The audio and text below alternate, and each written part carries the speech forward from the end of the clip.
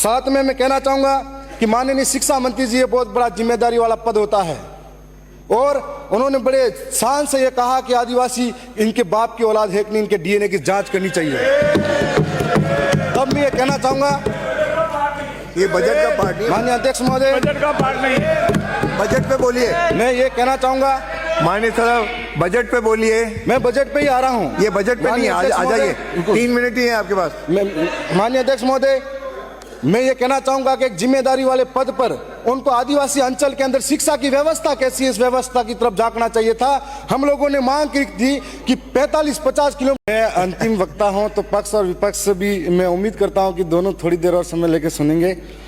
साहब, जब बजट पेश हो रहा था तब हम लोग नए सदस्य भी हैं और कम उम्र के भी हैं, बड़ी उम्मीद के साथ में इस बजट के लिए आए थे। लेकिन जब बजट पूरा सुना ध्यान से, दरियावद विधानसभा का जिक्र तक नहीं हो रहा था, तब काफी मन व्याकुल था।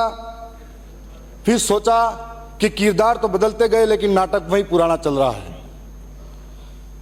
माननीय अध्यक्ष महोदय, बजट में जिक्र था पानी, बिजली, सड़क विकास, और इस बार जो ये गर्मी के दिन निकले थे, मेरी विधानसभा के अंदर इस तरह के हालात बने हुए हैं कि कहीं कहीं ऐसा इलाका है जहां पर 1-1, 2-2 किलोमीटर तक पानी के लिए दूर दूर तरसना पड़ता है।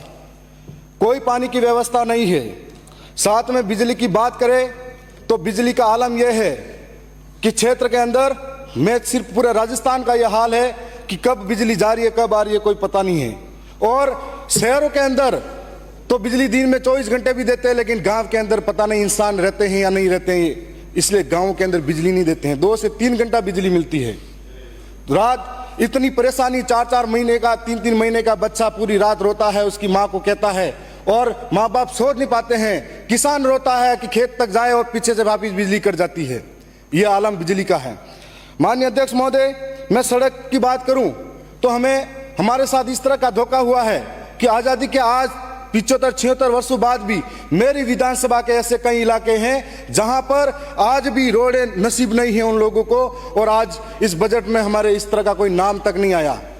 सड़क की बात करें तो बारिश के टाइम पे बहुत सारे गांव ऐसे इलाके में बसते हैं जहां पर अगर पानी आ जाता है, नाला भरा रहता है, तो उसको कोई मरीज बीमार हो जाता है, उसको इंतजार करना पड़ता है कि उस नाले को पार करो, पानी नीचे जाएगा तब। ये हालात बने हुए हैं और एक विकास के नाम पर आदिवासियों के साथ में बहुत बड़ा धोखा हुआ। मैं बजट के बारे में बड़ी उम्मीदें लेकर बैठा था, न सड़क के लिए, न बिजली के लिए, न पानी के लिए कोई बड़ी व्यवस्था हुई। साथ में मैं कहना चाहूंगा कि माननीय शिक्षा मंत्री जी, ये बहुत बड़ा जिम्मेदारी वाला पद होता है और उन्होंने बड़े शान से ये कहा कि आदिवासी इनके बाप की औलाद है कि नहीं, इनके डीएनए की जांच करनी चाहिए। तब मैं ये कहना चाहूंगा, ये बजट का पार्ट नहीं, माननीय अध्यक्ष महोदय, बजट का पार्ट नहीं है। बजट पे बोलिए। मैं ये कहना चाहूंगा, माननीय साहब बजट पे बोलिए। मैं बजट पे ही आ रहा हूँ। ये बजट पे नहीं, आ जाइए, 3 मिनट ही है आपके पास। माननीय अध्यक्ष महोदय, मैं ये कहना चाहूंगा कि एक जिम्मेदारी वाले पद पर उनको आदिवासी अंचल के अंदर शिक्षा की व्यवस्था कैसी है, इस व्यवस्था की तरफ झांकना चाहिए था। हम लोगों ने मांग की थी कि 45-50 किलोमीटर दूर दूर तक मेरे भाई, मेरे जैसे नौजवान, मेरी बहनें जिनके लिए महाविद्यालय नहीं है उस क्षेत्र के अंदर, 45-50 किलोमीटर दूर दूर तक महाविद्यालय के लिए जाना पड़ता है। एक महाविद्यालय है जिसके अंदर 80 सीटें हैं, उनको बढ़ाने के लिए मैंने पीजी के लिए बात रखी थी, नहीं कर पाए। और आज ये आलम है कि हम लोग आर्थिक रूप से सक्षम नहीं है। पढ़ने वाला नौजवान प्राइवेट स्कूलों की फीस भरने के लिए अहमदाबाद, बंबई, गुजरात तक मजदूरी करने जाता है। तो ऐसी स्थिति में हमने कॉलेज की मांग करी थी, बालिका महाविद्यालय की मांग करी थी, हमने नर्सिंग कॉलेज की मांग करी थी। हमारे क्षेत्र के अंदर किसान बहुत सारे हैं जिनके पास नॉलेज अच्छा है, लेकिन किसान कृषि महाविद्यालय नहीं है। आज इस क्षेत्र के अंदर हम लोग इसीलिए कहना चाहते हैं कि आदिवासी को गाली देना आसान है, लेकिन उनकी समस्या समझने को तैयार नहीं है। आदिवासी इलाके के अंदर आपने, सरकार ने 100 स्कूलें, कर्मोन्नत और 50 विद्यालय नए खोलने की बात कही है। मेरे वहां पर ऐसे कई महाविद्यालय हैं जिनकी स्थिति यह है कि जर्जर भवन हो रहे हैं।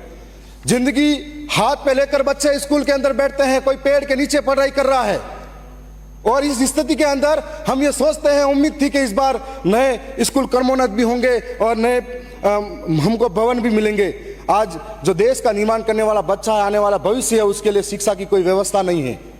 इस तरीके से हमारे साथ बहुत बड़ा अन्याय और धोखा होता जा रहा है। अगर बजट सत्र के अंदर बहुत बड़ी उम्मीदें थी, और साथ में जो खाद बीज की बात किसानों के साथ की जाती है, अभी हाल ही में बीज दिया गया था, ऐसी स्थिति थी कि 30% लोगों को बीज बांटा गया, 70% को नहीं मिला और आपस में गांव में लोग लड़ाते रह गए और जनप्रतिनिधियों के साथ गाली गलौज करने पे उतर गए।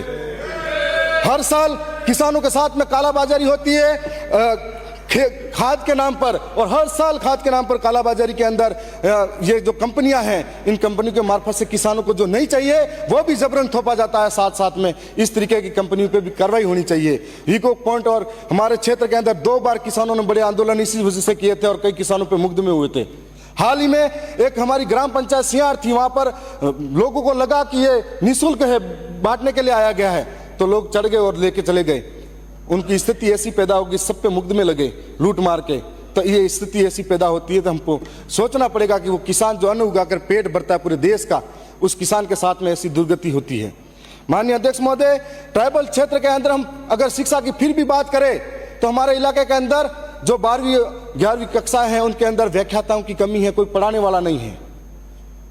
जो संविदा पर लगे हुए थे उनको भी बाहर निकाल दिया, थोड़ी बहुत जानकारी देते थे और बाहर निकाला तो ठीक है। माननीय अध्यक्ष महोदय, मैं ज़्यादा टाइम नहीं लूँगा।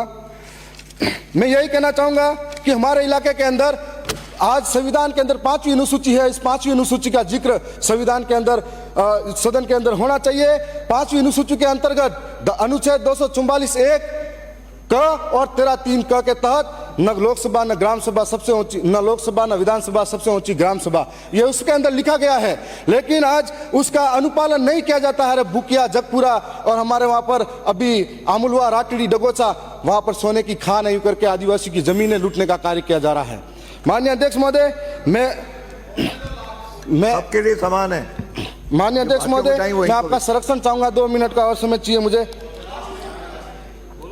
महात्मा गांधी नरेगा कार्य वालों के अंदर लेबर को जो पेमेंट दिया जाता है आज कम है। हम लोग दाल, मिर्ची और सारी चीजें महंगी होती जा रही है, तो आज इनके लिए लेबर का पेमेंट जो बढ़ाया जाए और नरेगा के जो मेड है उनके लिए स्थायी पहचान। मैं लास्ट 1-2 लाइनें कह के समाप्त कर रहा हूँ। देखो मुझे कि जनता की आवाज सुनो, जनता है नाराज सुनो, कल तक जो खामोशी थी चीख रही है आज सुनो, क्रांति का आगाज सुनो, गिरने वाली गाज सुनो, सहा बहुत है अब तक हमने बदल रहा अंदाज सुनो, जनता का है राज सुनो, जनता ही सरताज सुनो, बने रहोगे कब तक हमारे जनता की आवाज सुनो।